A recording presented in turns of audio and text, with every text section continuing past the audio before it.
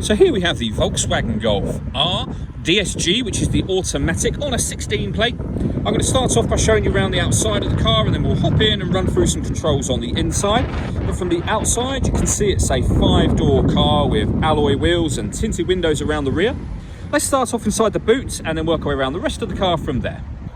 So as we approach the back of the car, you'll see we have those 4 exhaust pipes. We've also got rear parking sensors, plenty of boot space as well, along with that 60/40 split folding rear seat, the ski hatch in the middle, and then it comes with this vinyl boot liner as well.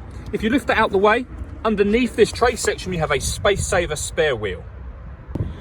Okay, so we're just going to work our way back round to the front of the car, and then we'll hop in and run through some controls on the inside. But now that we've done a full circle of it, you can see it's in excellent condition the whole way around. Just briefly before we climb in, I think it's worth seeing the interior from this exterior point of view. These seats are embossed with the R logo, as you can see.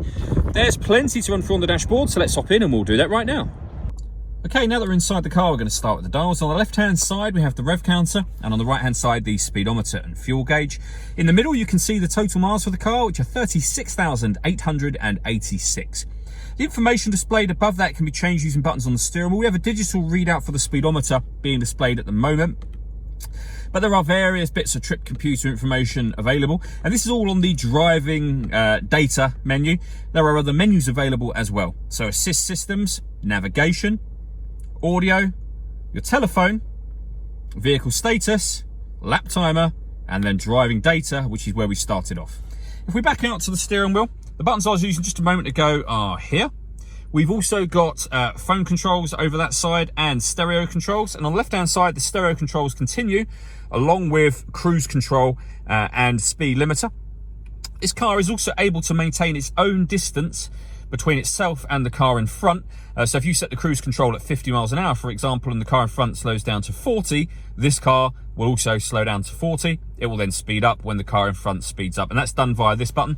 We've made a video showing how that works. You can find that on our website and also on the YouTube channel as well. We've also got these minus and plus pedals.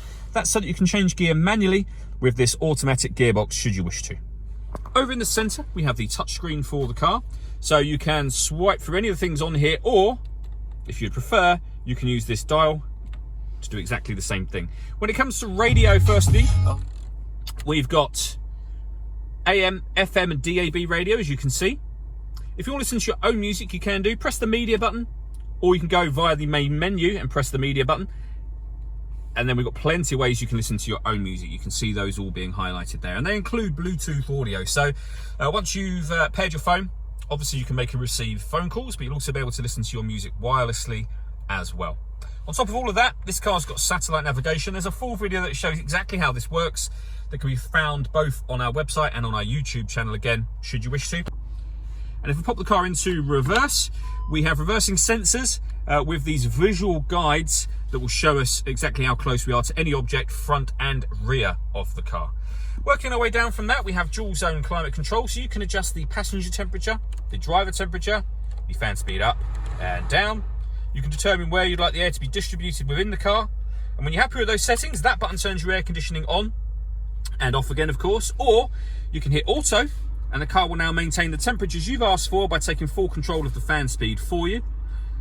Also, it will take control of the direction of the air. To override it, just readjust the fans and put it back on whatever setting you want it on there as well. Under that, we have this cubby hole that opens up. That reveals the USB and auxiliary inputs, as well as a bit of storage there too. The gear lever for the automatic gearbox is just there. And then with a few buttons either side of that. So this one turns off the parking sensors. This one turns off the traction control. This one turns off the stop and start. This car's designed to cut out when it's stationary in traffic to save you fuel. That system is now off or back on again.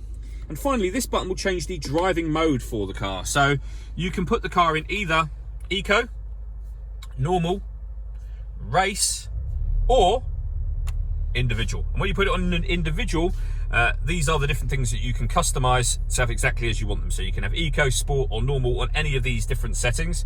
And you may have heard, if I put it back in normal, when I change it to race, you'll hear the exhaust note change potentially from normal to race. I'll press that now.